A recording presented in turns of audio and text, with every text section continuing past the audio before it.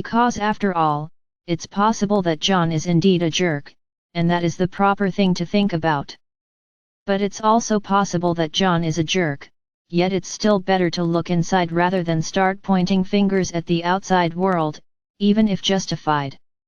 It's also possible that John isn't a jerk at all, and John just said something true that you emotionally didn't like, and now your ego is projecting negative things onto John. It's possible that John is indeed a jerk, but he's also right. Or it's possible that John is partly wrong but also partly right. Or it's possible that John is a jerk, but you two were behaving in a bad way. Etc. Hence, if a thought comes up, it's more productive to observe that thought, and possibly observe the relevant context, rather than immediately accepting that thought as true and going inside that thought and thinking in those terms. Also, when it comes to labeling others as bad or when judging others, it's important to keep in mind that the natural state of people is to act with love and compassion and understanding towards others. It just doesn't happen that a Pleiadian is raised in love and surrounded by kind people all his or her life, and then he or she randomly decides to start mistreating people. Hence, if someone else is not behaving lovingly, then there was some illusion or distortion or pain that they experienced. They may be wrong, they may be behaving unkindly or even destructively, but it's also true that ultimately they have been hurt themselves, and it's good to keep that in mind too and have some compassion. This doesn't mean that you don't defend your boundaries, just that you also have compassion and treat the other person with as much love as possible. After all, there have almost certainly been times when you acted in a less than ideal way because of pain or loneliness that you experienced earlier. In those situations, didn't you want other people to treat you with love? Admittedly, I myself sometimes have a hard time keeping this in mind. But it's still true. Note that a few things can be true at the same time. It's true that some people are making free will choices that are harming others. It's true that they shouldn't do so, from a conventional everyday perspective. It's true that people have free will. It's true that people have personal responsibility. It's also true that people who hurt others have been hurt or have been confused themselves. All of these things are simultaneously true. Often it happens that someone will discover a true and valuable and genuine perspective, and then they proclaim that only their perspective is the one true perspective, and everyone else must adopt their perspective too. When in reality, just because one perspective is true, doesn't mean that other perspectives aren't also true. People indeed have personal responsibility, and also it's true that people who hurt others have been hurt themselves. Both are true. It's not helpful if a person comes around and proclaims, for example, personal responsibility to be the sole useful perspective, and if that person tries to bulldoze all other perspectives. Because if someone only sees personal responsibility as the one true perspective, they can become callous and cold towards people who are struggling. Or if a person only sees if someone acts badly, they have been hurt themselves as the one true perspective, they can become naive and start supporting feel-good policies that are ultimately detrimental. It's best to see both perspectives, and more besides. For me, spirituality isn't about finding the one true perspective and bulldozing all other perspectives. Spirituality is about being able to look at things from more and more perspectives. For me, spirituality isn't about finding the one, most spiritual part of yourself and suppressing anything that isn't that. It's not about saying that only inner work has value and that everything else is pointless. Spirituality isn't a binary choice between either focusing 100% inwards or 100% outwards. For me, spirituality is about observing more and more unseen parts of yourself and accepting that you have those, thereby shrinking your shadow.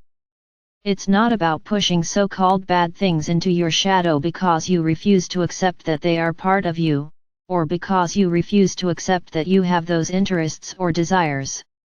This doesn't mean that you shouldn't work on yourself. However, you can work on yourself from a place of love, or you can work on yourself from a place of resistance and inner judgment. Those are very different things. So, that was the intel part of this message, plus I guess I got a bit carried away and I offered some of my thoughts about spirituality. For the second half of this message, I would like to add something to my message from last week. Many of you have the subconscious belief that you are not good enough or that you are worthless, unless you accomplish or have certain things. Or you have the belief that you are not doing enough, and perhaps underneath that belief is the belief that you are not inherently good enough. Inherently, of course, you are good enough, you inherently have value, even if you don't do anything. It's why in spirituality we talk about your I am presence and not your I do presence. It's why you're a being, not a doing. I believe that to be or not to be is even a famous phrase on your world. A good question, and from my perspective, you are fully invited to be. You are good enough as you are. You can just be. You have value even if you don't accomplish something. Still, where does that subconscious belief come from that you're not inherently good enough, or that you're worthless? Often on Earth, it's simply been rammed into you, by society, that you're not good enough. That happens in lots of subtle but effective ways. You believe you're not good enough because that's what society teaches you. That belief isn't based on anything real, you've just been indoctrinated into that belief. You believe it because you've been taught to believe it. And who has constructed society in such a way? Well, hostile galactics such as reptilians have had a major hand in that.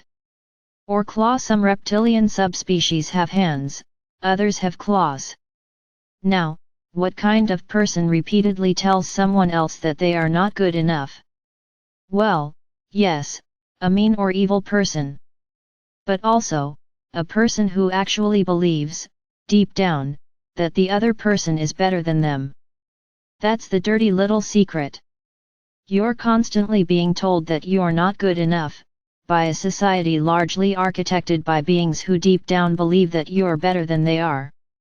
It's not just that you have more psychic potential than the reptilians do, which isn't something that makes you inherently more valuable than a reptilian, of course. It's more that being good-hearted and trying to live a good life, which is what most Earth humans choose, is a more difficult and braver and more fulfilling path than just being selfish, which is what most reptilians currently choose. The reptilians are in this case right. The people of Earth are currently indeed better than them, not because of greater psychic potential, but because most reptilians keep making cruel, short-sighted, selfish choices that ultimately diminish themselves. You're currently better than most reptilians are because you're choosing to be better. So those bastards are trying to hold you down and hold your head underwater and tell you that you're worthless, and they do so because they're secretly terrified of you. They do so because deep down they feel inferior to you. I know. I've looked into their eyes, I've read their mind. Even as they were torturing me, all I saw were weak, insecure creatures, who buried their feelings of inferiority under a layer of cruelty and ego. So, what is the appropriate reaction if you're in an abusive relationship with someone who repeatedly tells you that you're worthless? It is, F you. I am not worthless. And you will never lay a finger on me ever again. Well, F you reptilians. The people of Earth are not worthless. And we will make sure that there will come a time when you won't lay a finger on them ever again. So, can you now see that your possible belief that you're worthless, that you're not good enough, wasn't ever based on anything real? It was never real. It was all just indoctrination that was architected by beings who felt inferior to you, and they felt that way because they kept making choices that diminished themselves. That's it. It was never based on anything real. You are good enough, inherently and unconditionally. And I love you. Your star sister, Emerelda for Era of Light.